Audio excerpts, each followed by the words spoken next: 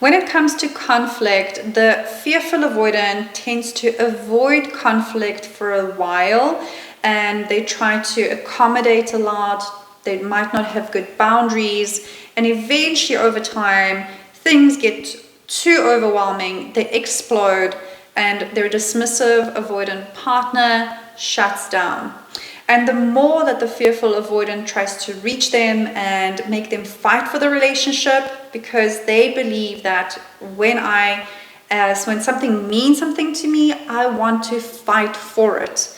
And their dismissive avoidant partner shuts down even more, and that causes an even bigger problem. It's like pouring fuel onto the fire. So in this video, I am going to talk about what is conflict, what makes conflict worse, things like core wounds for each of these attachment styles, and also what we can do to make conflict resolution easier. This is a mammoth topic. It is very, very big. So this is going to be the first video in a series of videos, and possibly I'm going to recruit Matt and do a video together, or we might even do a podcast together on the topic. So make sure to write down in the comments your experiences with conflict and conflict resolution so that we can talk directly to that. Now let's start at the beginning with what is conflict, and do we need conflict in a relationship?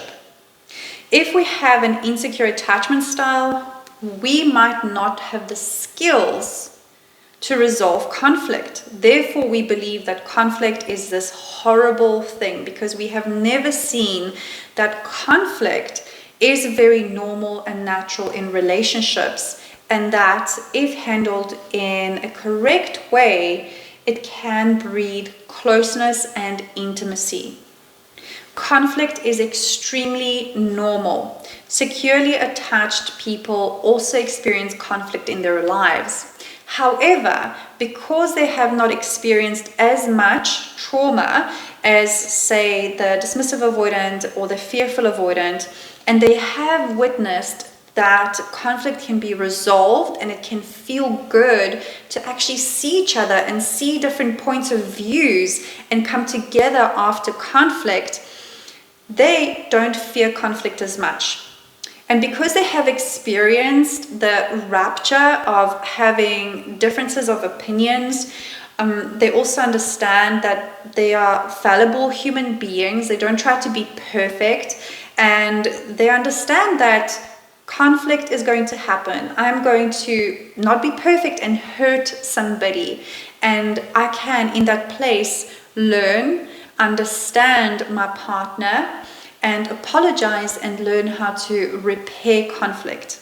And because securely attached people have these skills, they don't fear conflict, they don't avoid it, they just live their lives and try their best to be sensitive, gentle, and loving to the people around them. And when conflict arises, they feel calm in the nervous system most of the time. Of course, they're not going to be complete saints. They will lose their temper, but they know how to come back from that and repair with the person, learn from it, and then try to do better next time. And they know that this is just a process. Whereas in a fearful avoidant and a dismissive avoidant relationship, arguments can get really heated or they are super cold. And in these type of fights, the fearful avoidant might tend to think that every single fight is going to mean the end of the relationship.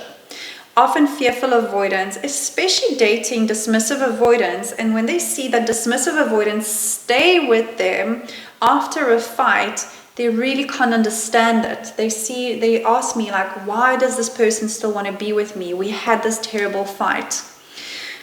And this usually happens, of course, when the couple has been together for a while, because at the beginning, dismissive avoidants really don't want to commit to a lot of what they would call drama.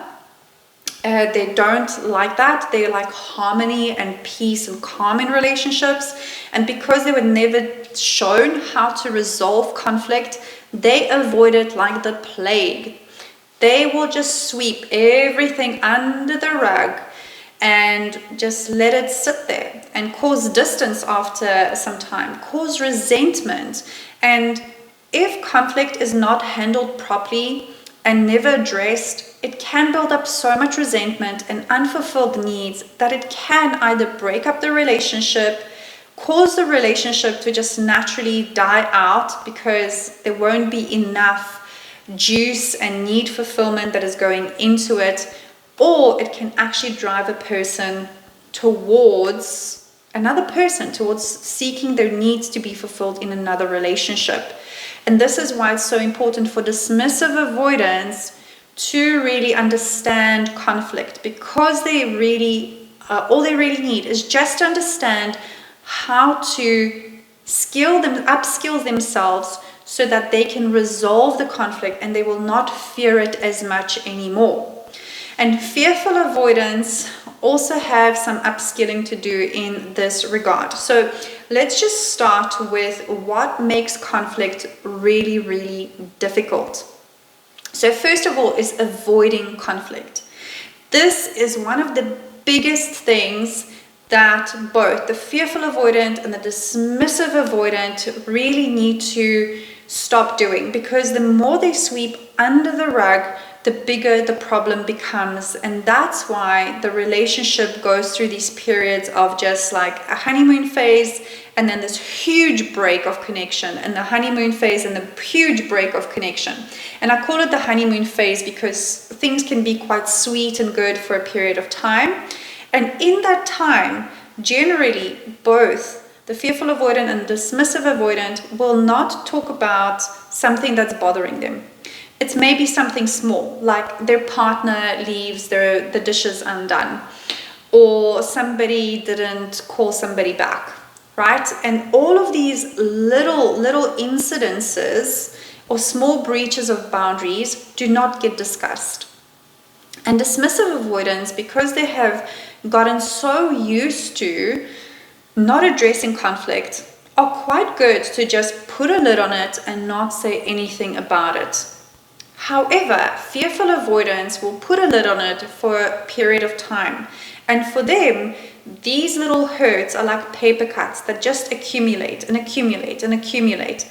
And over a period of time, usually there's a cycle. So if you're in these type of relationships, just notice your cycle. What is the cycle? Is it a weekly cycle that you have a good period, then disconnect? Is it a 2-weekly cycle? Is it a monthly cycle? What is the cycle generally? Okay, notice the pattern first. And once these hurts accumulate, the fearful avoidant then starts to get really overwhelmed, and then they lash out. And their partner really doesn't understand what is happening. And the fearful avoidant doesn't understand how their partner doesn't understand what's happening. Okay, so both of these people feel extremely hurt and very, very confused. And they just miss each other. And we experience a break in connection. So avoiding conflict is not the way to go about things. Okay, so first of all, I'm going to go over what avoiding conflict does, because there are a few more points I want to mention.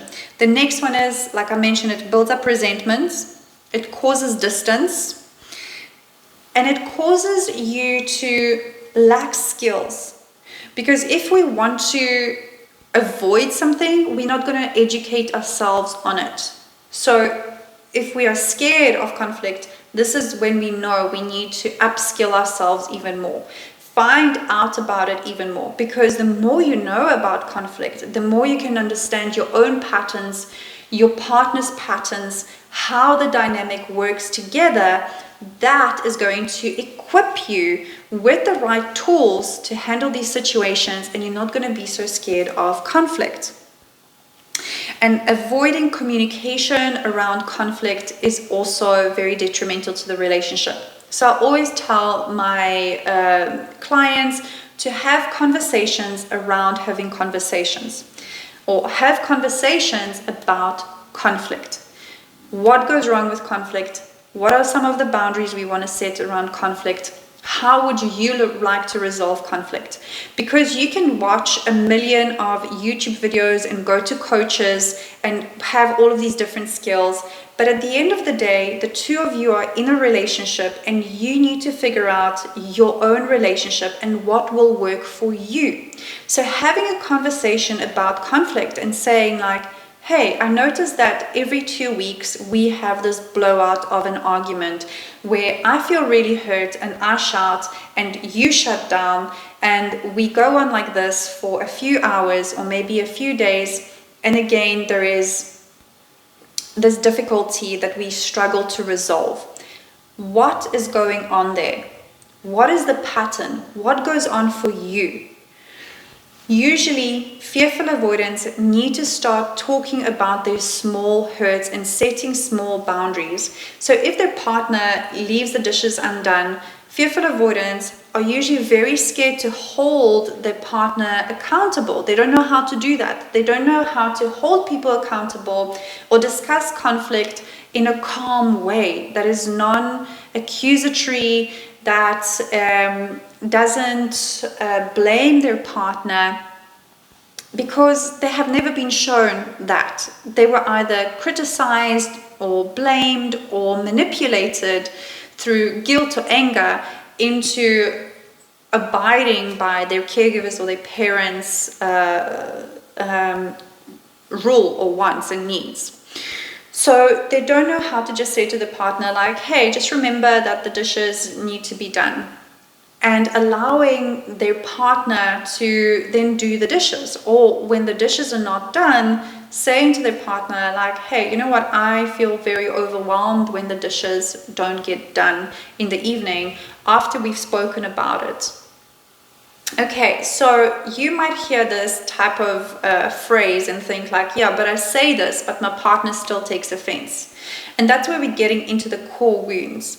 Another topic that makes the conflict resolution very difficult between these two are core wounds. And the two main core wounds that come up in conflict are, for the dismissive avoidant, it is the shame wound or the I am defective core wound. Basically, that means I think there is something wrong with me. This comes from childhood. I'm not going to go deeply into why this has happened to them. You might go over my previous videos about when I discuss these core wounds. So this I am defective core wound makes the dismissive avoidant hear, no matter what their partner says or how gently they say it, they take it as a criticism.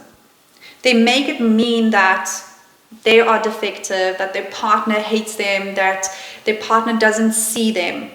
And this is a huge thing that dismissive avoidance, if you start to realize and notice your thoughts, whenever your partner says something to you and you immediately go into, they are bringing me down. They are telling me that I am bad. They don't see all the good that I am doing in this relationship. I feel unseen. That's usually the I am defective core wound. Really familiarize yourself with how you take offense and start to question this and notice, is my partner actually blaming me? And fearful avoidance, unfortunately, most fearful avoidants have a tendency to blame their partner, all right, because they were most probably blamed. And blame can be used as a manipulation tactic, and maybe this was done to fearful avoidants when they were small, growing up. So for them, it's just a normal way that they would talk around in their household. So they might not even know that they are trying to manipulate their partner using guilt or using anger. It's just what they know. Okay, so these are entrenched habits that unless we learn about them, we might not know that we are doing them. So please also, when you hear these type of things about, this is a manipulation tactic, don't go out to your partner and tell them like, hey, you're trying to manipulate me, because this is not what this video is about. It's really just bringing to light these subconscious patterns of what we have learned in childhood and how they are just not working for us and what we can do instead. All right, so fearful avoidance, notice, am I blaming my partner? And it's usually language that would say, you didn't do the dishes, you do not care about me, I am being used, I am being abused. Notice if this is the theme of your life, that you're being used, that people don't care about you. Usually fearful avoidants feel that because they don't have good boundaries, they don't speak up about their needs, they're very detached from their needs, and they don't hold people accountable. And they also overdo a lot of things because of another core wound, which is I am unworthy. And because of all of this, they feel like they are being used in their relationship. But meanwhile, it's a lot of self-responsibility, right? So setting boundaries, speaking about your needs and emotions, and also setting boundaries. I think holding people accountable. That's what I actually wanted to say. Hold people accountable, and then you will stop feeling used. The way to actually address these situations is by using I statements. I feel overwhelmed. Try to use the primary emotion, especially if you're talking to a dismissive avoidant. Avoid talking about secondary emotions such as I am angry. Okay, what's underneath the anger? Usually fearful avoidants tend to feel hurt. They feel really, really hurt and vulnerable and powerless when their partner doesn't do what they wanted them to do. When they feel unsupported, they feel extremely, extremely powerless. And especially if the fearful avoidant has asked their partner to do something and the partner doesn't do it. The fearful avoidant doesn't think that, hey, maybe my partner forgot and I just need to remind them. They take it extremely personally because of their past. And it's also very difficult for fearful avoidants to ask for stuff, just like it is for dismissive avoidants. They hate it. So when they ask their partner something, it would most probably taken a lot to ask them to, hey, you know what, do the dishes. They most probably this conversation went on in their heads for like days or weeks before they could speak to their partner and make this request. So when their partner doesn't follow up, it feels very, very big. So it's very important to use I statements. I feel the emotion when this doesn't get done. And maybe you can then ask like, hey, why isn't this getting done? And ask your partner, what is their motivation? Because most dismissive avoidants will go like, you know what, this is just not important to me. It's very important for you to have the house neat, to have everything clean. But for me, when I get home from work, it's the last thing on my mind. I just want to switch off and just have my me time where I can chill out and just decompress. Okay, so priorities and values here can be different. Value, and these small values are not enough to say, okay, we're completely incompatible because one person likes their kitchen clean and the other one doesn't. It is an opportunity to figure out like, what is the motivation, right? So this is the brain hack that I really want to get across here is curiosity. Curiosity is huge in helping us to change from this amygdala hijack. So amygdala is a part of our brain that is just going emotion, fight, flight, freeze, something's going on. It's the alarm bells flooding you with emotions and thoughts, and your core wounds are triggered and you just feel very, very overwhelmed with emotion. When we get curious and we ask a question, but not a question that is accusatory, question to try to really find out, like, why did my partner do that? What is actually going on for them? Instead of trying to mind read, which is a cognitive distortion, instead of trying to mind read or become a psychic and decide this is why they didn't do it, they don't care, nobody cares, and running those type of stories in your head is just going to increase your dysregulation and is going to cause a lot more conflict. That's how you pour fuel onto the fire. Okay, so curiosity is one of those brain hacks. The other one is gratitude. If one of you, when you are in conflict, can say thank you, either thank you for listening and thank you for bringing this to my attention. And I know this is difficult, but just try it out. Just in this moment, you can just run through it. Say, thank you for bringing this to my attention. Or, thank you for sharing with me something that is bothering you, because I really want us to be close and connected. Okay? That is going to shift you out of the defense mechanism that is naturally trying to hijack your brain, because that's most probably what you've been used to. Dismissive avoidants are so used to being criticized that their first thing is to defend. And the fearful avoidants have a core wound that is, I am unsafe. Okay, so for them, conflict situations usually resolved in some huge blowout, a huge fight, or maybe even worse, at home. So for them, it is extremely difficult to be vulnerable. So they try to pretend like they are very in control and they don't really care, or they become very strict or very dismissive, or like very on the offense, very guarded. And they use anger as a protective mechanism when they feel unsafe, hurt, or powerless. And these two core wounds or these, not two core wounds, but these core wounds of the fearful avoidant and dismissive avoidant really make these to struggle to get through to each other, because the fearful avoidant struggles to maintain that perspective that, hey, my partner loves me and they want to be with me. I am safe in this relationship, and this is just a little bloops, a misunderstanding that we can get over. For the fearful avoidant, the partner immediately becomes the enemy.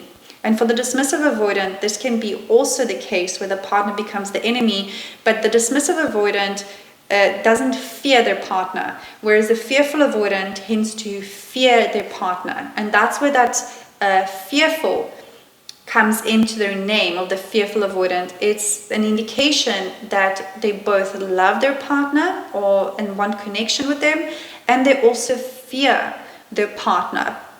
So these two need to be reconciled. So when the fearful avoidant needs to start observing, not only in the fight, but also preceding the fight throughout the month, day by day, am I sweeping small things under the rug where they are just going to boil over and I'm going to explode?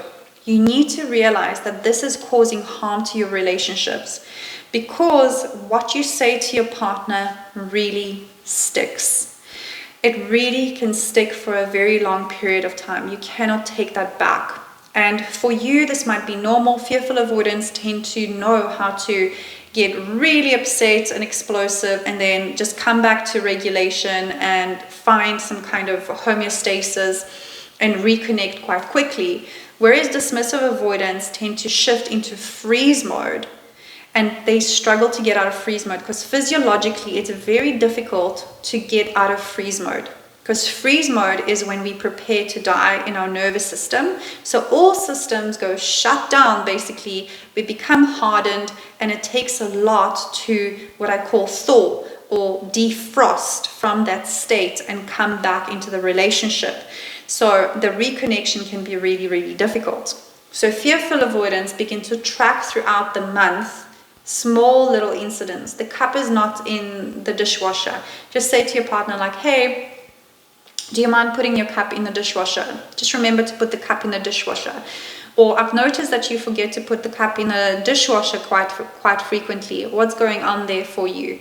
How can we make this easier for both of us? Because I really like to feel supported. I like to have a neat and clean house, and I see that this is not something that's very important or high on the priority list for you, which doesn't make you a bad person. It's just, how are we going to cohabitate and share a space? And of course, apply that to whatever other incidents you might need to apply it to. So it's very important for the fearful avoidant to also track your emotional dysregulation. Okay, and this brings me to another point of what makes conflict really difficult, and that is when we don't have emotional intelligence. And I don't really like this word emotional intelligence, but maybe awareness or skills, however you want to call it. Can we notice when we start to feel off? And fearful avoidants tend to disregard that or suppress that. Dismissive avoidants do that on a day-to-day basis. They kind of squash their feelings, their needs, and they can continue like that for years and years and decades on end. Meanwhile, for the fearful avoidants, this tends to get into passive-aggressive states. So start to track your emotions. Learn how to connect your emotions to your needs. If I have an emotion, if I'm feeling lonely, it usually means I need connection. How do you fulfill those needs for connection?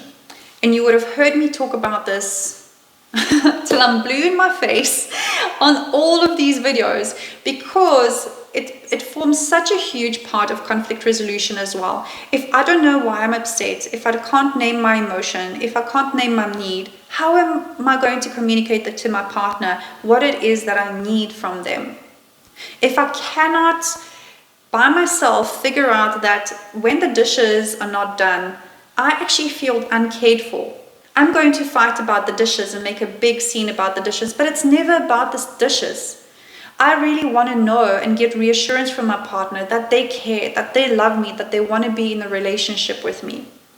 So this is why it's so important to really get emotionally intelligent. Go to my website, on the resource tab, there's the feelings needs, there's the needs list, and track it. When I feel X, I need Y, and try to communicate that in an I statement to your partner on a daily basis, day-to-day basis. Okay, so now you're not going to, oh, I see the light just really changed on this video. Don't know what happened. So this is going to help you to create a pattern of communication and a different set of a neural network, that when you get to a fight, you're not just trying to use your tools that you've never used before now in this moment, right? If you have something in your garden, like you don't want to wait for your garden to be overgrown to begin to use your tools. You want to start to use your tools when the garden is still in a good shape, and then maintain that. And this is the same thing with all of these emotional tools. We want to make sure that these tools are just a way of living, and then we're going to not be faced so much with these conflict situations where we are scrambling to find a tool and only use it then, because generally we're going to fail, and then we're going to say the tools are not working. Okay, so find the feelings needs, the needs list, track that, learn how to communicate with your partner with I statements. Learn to set boundaries and hold people accountable just by reminding them sometimes, like, hey, you told me you're going to fetch the laundry, just remember to fetch the laundry today, right? Just small little reminders sometimes are really, really good. And when people don't show up, just ask them like, hey, you said you're going to do this. I see you didn't do this. What happened? Okay, I'm going back to curiosity. I'm asking questions. Try to stay away from being a psychic and telling and fortune telling and thinking that I know what my partner thinks. Because look at cognitive distortions as well, because that is something that is going to cloud the way you're thinking. Black and white thinking, psychic, and foretelling the future. Oh, I know how this person is going to respond. I know what they're going to say. I know what they are thinking. I know why they did that. It actually causes more conflict. Okay, so emotional regulation as well as conflict resolution, they go hand in hand.